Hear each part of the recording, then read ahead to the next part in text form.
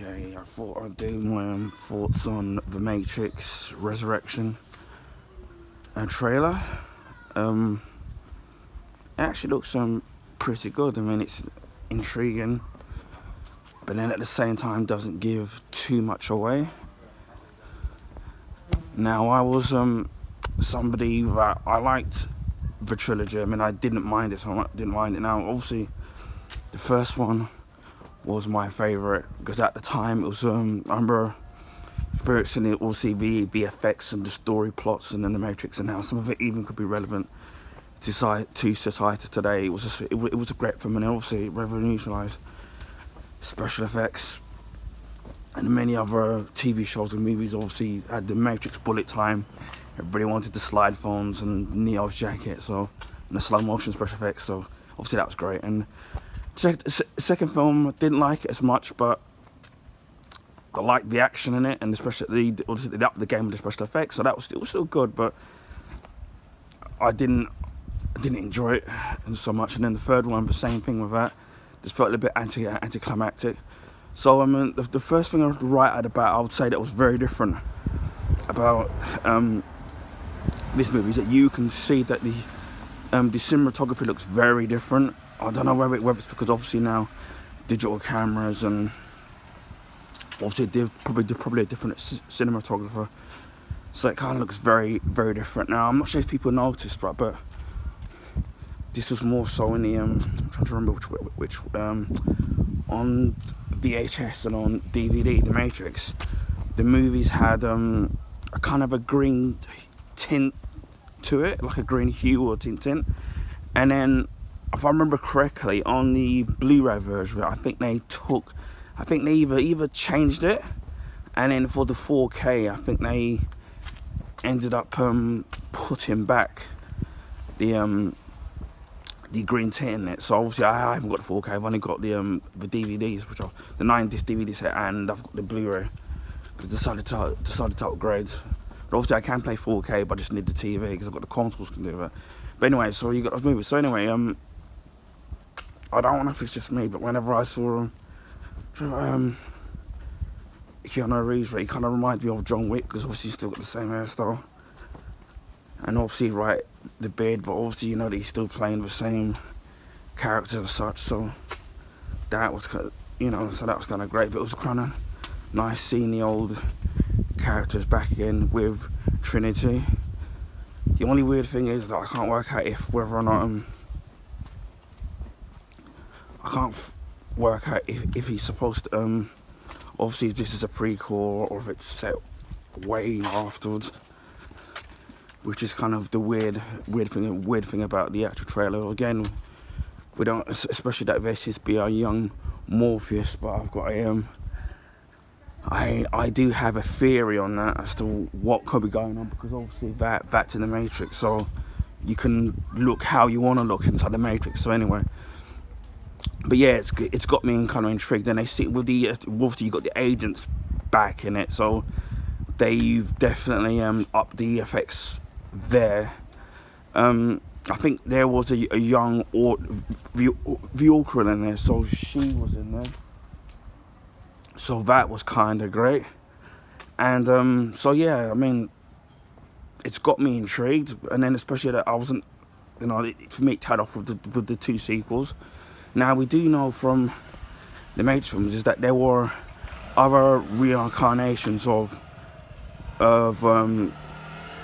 Neo. So could it be that the character has been reincarnated again? Because obviously I think there were 5 other versions of him. So it's all possible that he could be another version of the actual character. So that's kind of interesting if that could be the case. But the characters have been that could be reincarnated. But yeah, I mean, the actual visual aspect of the actual trailer, I actually liked it. I wasn't expecting it to be 3 minutes. Usually, you're looking at maybe a 2 minutes, 15-minute long trailer. So it was a good length. I know some people wanted a lot more of an explanation, but it's only the first trailer, and as again, you don't want things to be giving away too much stuff. So that's kind of cool. I think there were also the choice of music that they used in it, where there's a bit that says about the that one pill will make you smaller, one pill will make you bigger. Obviously, that's obviously to do with Alice in Wonderland, and then again we did see the actual what's the word again? We did see the actual book of Alice in Wonderland, so that should be interesting as to what's gonna be going on there. So now my theory is that obviously that people plug into the Matrix, and what if obviously that's meant to be a younger Morpheus? What if that in the Matrix is younger, but in the outside world he's a lot older? I mean, that could be the case. And as we know, that in the end of the Matrix, at the end of the Matrix, the third film, the machines and the people did actually the machines and the humans did actually come to an agreement. So who knows that something's happened to which this has caused for the stuff to happen again. And as we know, it's been there were five other versions of Neo. So again, that should be interesting. But yeah, as before, I mean, it's got me intrigued. It's whet my appetite and seeing what's going to happen. Obviously, it's coming out around about the Christmas time period, so that should be interesting. So yeah, I mean, looking forward to it. I enjoyed the trailer. It's a nice little appetizer for them, before you have the main course. So yeah, I'm interested in seeing it. So that's my thoughts on the Matrix Resurrection trailer.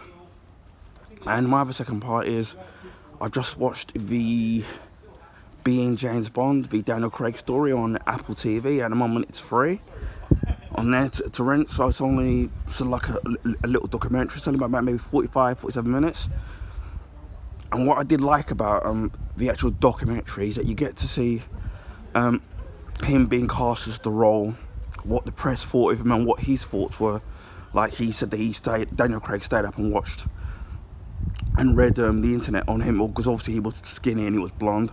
Now, I admit, it did sit them probably back when he first cast being blonde, but I always knew that he would be a good Bond, because there's a film called Layer Cake, and I think it kind of helps because he was wearing a tuxedo in that and had a gun. So from the moment I saw him in that, I did have a feeling that he kind of would be he would make a good Bond.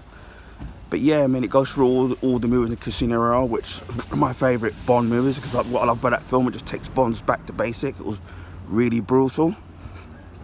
And then obviously the press were on his case because he was being grumpy, but then you kind of find out why when you watch the documentary.